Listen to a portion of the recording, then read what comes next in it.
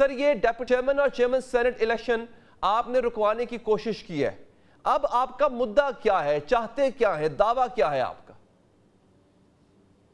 دیکھیں میں نے ابھی وہ پٹیشن تو نہیں دیکھی، اگر آپ نے پہلے کہا ہوتا تو میں دیکھ کے آتا، لیکن مجھے اندازہ یہی ہے کہ چونکہ ابھی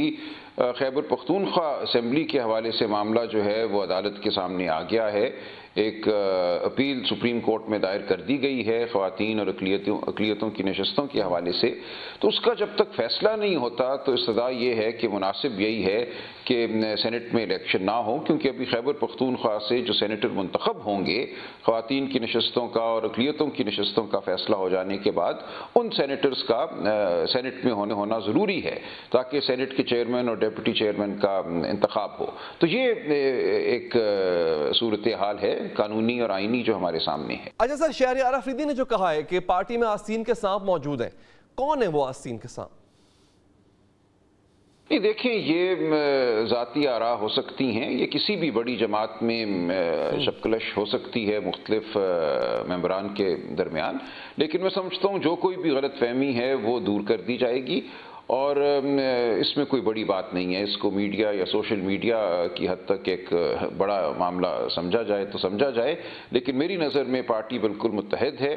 کور کمیٹی میں کیا ہوتا ہے وہ تو میں بیان نہیں کر سکتا آپ کے سامنے، لیکن میں آپ کو یہ بتا سکتا ہوں کہ پارٹی میں کوئی اس نوعیت کا نفاق نہیں ہے جس کا سوشل میڈیا پہ اظہار کیا جا رہا ہے، بالکل متحد ہے، اور آئندہ کا لائحہ عمل جو ہے وہ بڑی وضاحت سے تیار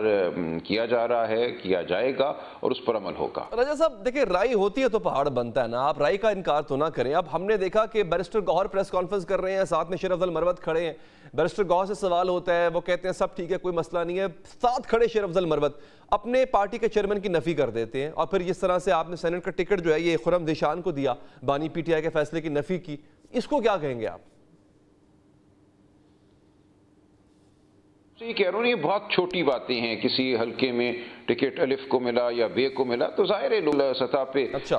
ہوتے ہیں، گروپ ہوتے ہیں، پارٹی کے اندر بھی ہوتے ہیں، نظریات ہوتے ہیں، لوگوں کے وابستگیاں ہوتی ہیں، ایک بہت بڑی یہ پاکستان گیر پارٹی ہے، اس لیے اس میں اگر 2 4 5 حلقوں میں کوئی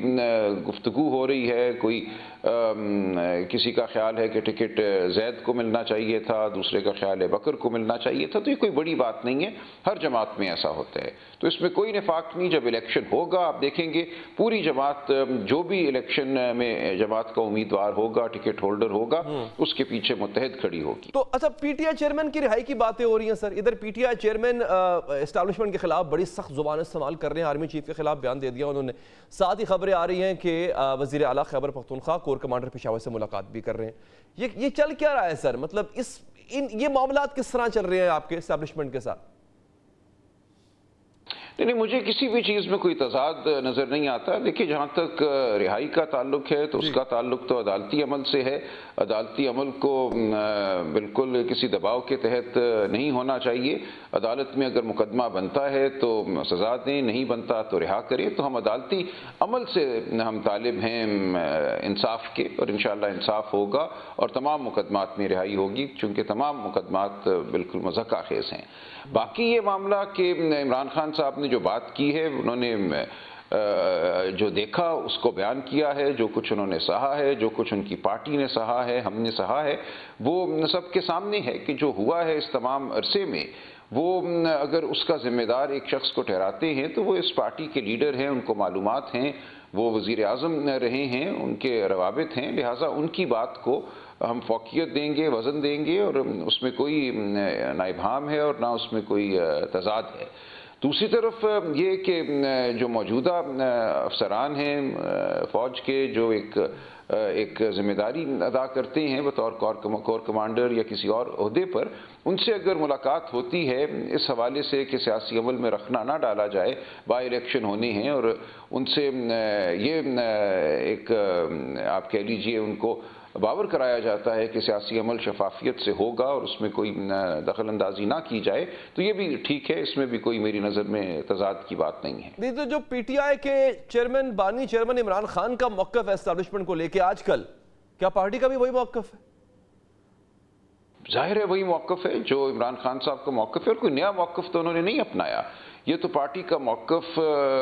اس تمام عرصے کے دوران جو کچھ ہوا ہے، جو پارٹی نے سہا ہے، جس طرح لوگوں کو اٹھایا گیا، گھروں میں توڑ پھوڑ کی گئی، ناجائز مقدمے بیسیوں نہیں سینکڑوں کی تعداد میں بنائے گئے، ہزاروں کارکنوں کو گرفتار کیا گیا، تشدد ہوا، مار پیٹ ہوئی، یہ سب کچھ تو سامنے ہے۔ یہ ایک سوچی سمجھی ایک پلان کے تحت سب کچھ ہوا، اور اگر اس پلان کا اعادہ یا ذکر عمران خان صاحب کرتے ہیں تو اس میں کوئی حیرت کی بات نہیں ہے، اور یہ کوئی نئی بات نہیں ہے۔ سر پہلے بھی ایسے ہی بیانات کی وجہ سے تناؤ آیا تھا، اس تناؤ کا نتیجہ بھی آپ نے بھگت لیا، آپ نے آرمی لیڈرشپ کے نام لے کے تنقید کی تھی، اب وہی ماحول آپ دوبارہ کریٹ کر رہے ہیں، تو ہاؤ ڈو یو ایکسپیکٹ کہ آگے سے ریاکشن نہیں آئے گا، یا پھر آپ کے لیے معاملات آسان ہو جائیں گے؟ دیکھیں، میرا نہیں خیال کہ ہماری پارٹی کا یا عمران خان صاحب کا کوئی بڑھاوا دینے کا مقصد ہے۔ دیکھیں، ان کی جو صورتحال ہے ان کی اہلیہ کے حوالے سے، خود ان کے اپنے حوالے سے، وہ بھی تشویشناک ہے۔ جیل میں جتنے عرصے سے وہ ہیں، جس طرح ان کو خوراک یا غذا دی جاتی ہے، ہمارے لیے تمام باعث تشویش معاملات ہیں۔ تو قوم کو آگاہ رکھنا ضروری ہے۔ دیکھیں، ہم یہ چاہتے ہیں کہ آئین کے مطابق، قانون کے مطابق الیکشن جو ہو یا ہوا ہے، اس میں فیصلے کیے جائیں آئین اور قانون کے مطابق، اور حقدار کو اس کا حق دیا جائے۔ کسی سے منت مانگنے کا یہ موقع نہیں ہے۔ لہٰذا یہاں جو بات کی جا رہی ہے وہ آئین اور قانون کے مطابق کی جا رہی ہے، بالکل ٹھیک کی جا رہی ہے، اپنا حق مانگا جا رہا ہے، اور جو تشویش ہے اس کا اظہار کیا جا رہا ہے۔ سر دیکھیں، چیئرمین پی ٹی آئی نے بھی بات کی ہے کہ بشرا بی بی کو کچھ لوگوں نے امریکی ایجنٹ کہا، پھر کچھ لوگ کہہ رہے ہیں، وہ خود بھی کہہ رہے ہیں کہ پارٹی کو کچھ لوگ توڑنا چاہ رہے ہیں۔ شارع رفیدی نے بھی حسین قسام والی بات کی، شیر افضل مربت بھی یہ بات کر رہے ہیں، آپ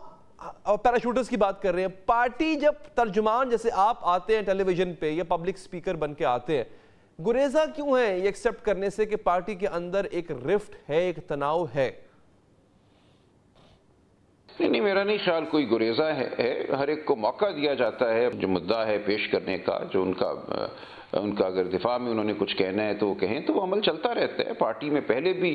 لوگ آئے ہیں، گئے ہیں، ایسا ہوتا رہے گا۔ لہٰذا ہر پارٹی کے اندر ایک عمل ہوتا ہے یہ جانچنے کا کہ کون پارٹی کے ساتھ وفادار ہے، کون نہیں ہے، کون کسی مقصد کے تحت آیا ہے یا بھیجا گیا ہے، تو یہ باتیں چلتی رہتی ہیں، یہ معمول کا حصہ ہیں۔ اچھا سر، ججز کے خط پہ تحقیقات ہونی چاہیے، نہیں ہونی چاہیے؟ کیونکہ سپریم جوڈیشل کاؤنسل جو ہے وہ پلیٹ فارم نہیں ہے تحقیقات کا، کیا مشورہ ہے آپ کا، کیا کرنا چاہیے اس پر؟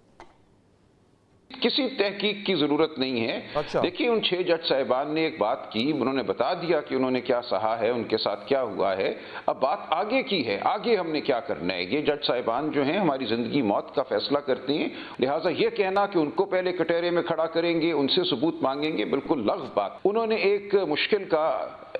اظہار کیا ہے، انہوں نے کہا ہے کہ پاکستان کے دیگر جو جج صاحبان ہیں ان سے بھی پوچھ لیا جائے کہ کیا انہیں بھی ایسی مشکل پیش آئی ہے، اور اس کے بعد ایک ادارے کے طور پر عدلیہ فیصلہ کرے کہ ہم نے آگے کیسے بڑھنا ہے۔ یہ صورتحال پھر پیدا ہوتی ہے تو ہم نے کیا کرنا ہے، کوڈ آف کنڈکٹ ہمیں دیا جائے۔ تو یہاں ضرورت صرف ان 2 باتوں کی ہے کہ دیگر جج صاحبان جو پورے ملک کے ہیں اعلیٰ عدلیہ کے، ان کی جو رائے ہے، ان کا جو ان کے ساتھ جو ہوا ہے، جو کچھ حقیقت ہے، ان سے معلوم کر لی جائے، اور سپریم جوڈیشل کاؤنسل جو ہے وہ ایک لائحہ عمل دے کہ آئندہ ہم نے آگے کیسے بڑھنا ہے، اور سپریم کورٹ اپنی کارروائی میں جو عدالت کر رہی ہے آئین کے آرٹیکل 184(3) کے تحت، وہاں کچھ لائنیں جو ہیں وہ مرتب کرے کہ اس لائن سے آگے کسی کو بڑھنے کی اجازت نہیں ہے۔ جو